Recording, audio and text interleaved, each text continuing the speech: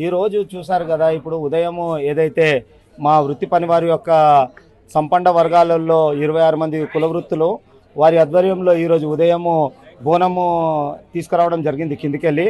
దానికన్నా మొదట ఏదైతే బ్రహ్మముహూర్తము 4 గంటలకి ఏదైతే ఉందో ఆ సమయంలో ఇక్కడ మా పూజారి అయ్యగారు సర్వేచారి గారు ఏది వచ్చేసేసి అమ్మవారి యొక్క తలుపులను తెరవడంతో ఆ యొక్క బ్రహ్మముహూర్తం టైంలో ఇక్కడ అమ్మవారి యొక్క దివ్య దర్శనాన్ని ఇక్కడ చూడడం జరిగింది.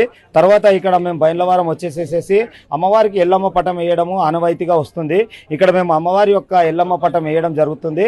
ఆ ఎల్లమ్మ పటం తర్వాత కింది నుండి ఏదైతే మా వృత్తి పనుల్లో ఏదైతే మిగతా 26 వృత్తి పనుల్లో కుమ్మరి, సాకలి, మంగలి, ఏదైతే వడ్రంగి, కమ్మరి, డప్పు, కొమ్ము, మాసూరి ఇట్లా సంపన్న వర్గాలము 26 మంది కుల వృత్తులతోటి బోనాలు, తర్వాత సాకలు, అదేవిధంగా గాజులు అలాంటి అన్ని తీసుకొని వచ్చేసి ఇక్కడ అమ్మవారికి ఇప్పుడు నైవేద్యంగా సమర్పించడం జరిగింది.